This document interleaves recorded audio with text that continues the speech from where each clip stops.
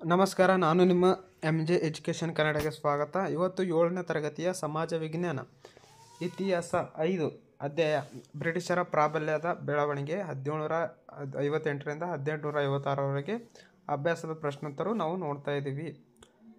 ಖಾಲಿ ಬಿಟ್ಟ ಸ್ಥಳವನ್ನು ಸೂಕ್ತ ಪದದಿಂದ ಭರ್ತಿ ಮಾಡಿ. ಸಹಾಯಕ ಸೇನಾ ಪದ್ಧತಿ ಜಾರಿಗೆ ತಂದವರು ಯಾರು? Lord Wellesley. ರಾಬರ್ಟ್ ಕ್ಲೈವನು ಮೊಘಲ ರಾಜ 2ನೇ ಶಾ ಆಲಂನೊಂದಿಗೆ ಒಪ್ಪಂದ ಮಾಡಿಕೊಂಡನು. ರೆಗ್ಯುಲೇಟಿಂಗ್ ಆಕ್ಟ್ ಜಾರಿಗೆ ಬಂದ ವರ್ಷ 1773. ದತ್ತು ಮಕ್ಕಳಿಗೆ ಹಕ್ಕಿಲ್ಲ ಎಂಬ ನೀತಿಯನ್ನು ಜಾರಿಗೆ ತಂದವರು ಲಾರ್ಡ್ ಡಲ್ಹೌಸಿ. ಒಂದು ಪದದ ಅಥವಾ ವಾಕ್ಯದಲ್ಲಿ ಉತ್ತರಿಸಿ.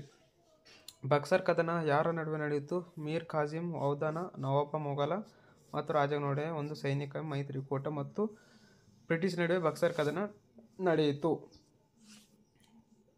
ದಿವಾನಿ ಹಕ್ಕು ಎಂದರೇನು? ಭೂಕಂದಾಯವನ್ನು ಸಂಗ್ರಹಿಸುವುದು ಹಕ್ಕನ್ನು ದಿವಾನಿ ಹಕ್ಕು ಎನ್ನುವರು.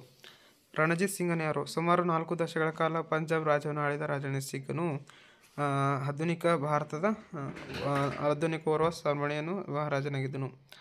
2 ಅಥವಾ 3 ವಾಕ್ಯದಲ್ಲಿ ಉತ್ತರಿಸಿ. ದಿವಾನಿ ಹಕ್ಕನ್ನು ಇಂಗ್ಲಿಷರಿಗೆ ಪಡೆದರು, ಅದರ ಪರಿಣಾಮವೇನು? ಇಂಗ್ಲಿಷರು ಮೊಘಲ್ ರಾಜದ 2ನೇ ಶಾ ಆಲಂನೊಡನೆ ಒಪ್ಪಂದ ಮಾಡಿಕೊಂಡನು. ಒಪ್ಪಂದದಂತೆ ಕಂಪನಿಯನ್ನು ಪ್ರತಿ ವರ್ಷ 26 ಲಕ್ಷ ರೂಪಾಯಿಯನ್ನು ಮೊಘಲ್ ರಾಜನಿಗೆ ನೀಡಬೇಕು ನಿರ್ಧರಿಸಲಾಯಿತು. ಇದಕ್ಕೆ ಪ್ರತಿಯಾಗಿ ಇಂಗ್ಲಿಷರು ಬಂಗಾಳ, ಬಿಹಾರ್ ಮತ್ತು ಒರಿಸ್ಸಾ ಪ್ರಾಂತ್ಯಗಳು ದಿವಾನಿ ಹಕ್ಕನ್ನು ಪಡೆದರು. ಪರಿಣಾಮ ಈಸ್ಟ್ ಇಂಡಿಯಾ ಕಂಪನಿಯನ್ನು ದಿವಾನಿ ಹಕ್ಕಿನ ಮೂಲಕ ಬಂಗಾಳದ ಅಧಿಕೃತ ಸಾರ್ವಭೌಮತ್ವವನ್ನು ಪಡೆದುಕೊಳ್ಳಲಾಯಿತು.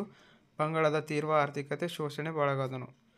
ಸಹಾಯಕ ಸೇನಾ ಪದ್ಧತಿ ಪರಿಣಾಮ ಯಾವುದು? ಸಹಾಯಕ ಸೇನಾ ಪದ್ಧತಿಯ ಪರಿಣಾಮ ಸೈನಿಕ ವೆಚ್ಚದ ಅಗಾಧ ಹೊರೆ ಭಾರತದ ರಾಜ್ಯಗಳ ಆರ್ಥಿಕವಾಗಿ ದುರ್ಬಲಗೊಳಿಸಿದನು. ಬ್ರಿಟಿಷರು ಭಾರಿ ಭೂಪ್ರದೇಶ ತಮ್ಮ ಹೊತ್ತೊಟ್ಟಿಗೆ ತೆಗೆದುಕೊಂಡರು.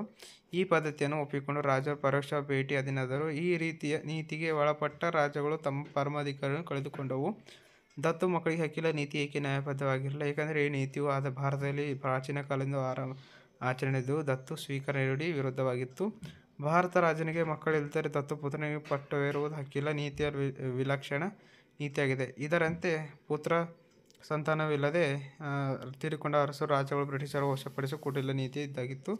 ಸ್ನೇಹಿತರೆ, ಈ ಅಭ್ಯಾಸದ ಪ್ರಶ್ನೋತ್ತರವನ್ನು ನಾವು ನೋಡಿದ್ವಿ. ಇವತ್ತಿನ ವಿಡಿಯೋನ ಇಷ್ಟವಾದರೆ ಲೈಕ್ ಮಾಡಿ ಮತ್ತು ಚಾನಲ್ಗೆ ಹೊಸರಾದರೆ ಸಬ್ಸ್ಕ್ರೈಬ್ ಮಾಡ್ಕೊಳ್ಳಿ.